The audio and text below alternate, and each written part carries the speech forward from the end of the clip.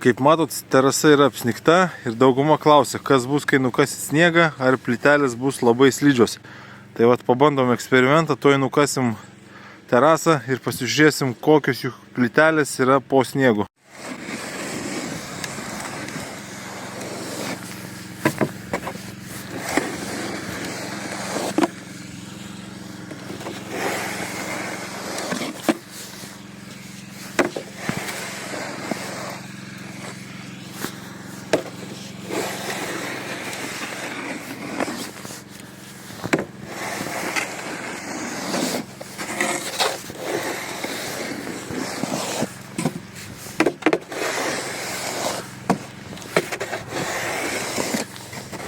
Nukasėm sniego šiek tiek, kaip matot, atsivėrė plytelės ir, na ką, pabandom, ar jos iš tikrųjų yra slidžios ar ne. Žiūrėkit. Na, sakykim taip, kad tikrai nėra jos labai slidžios, nes, na, pamėginti ant jų paslysti yra pakankamai sudėtinga.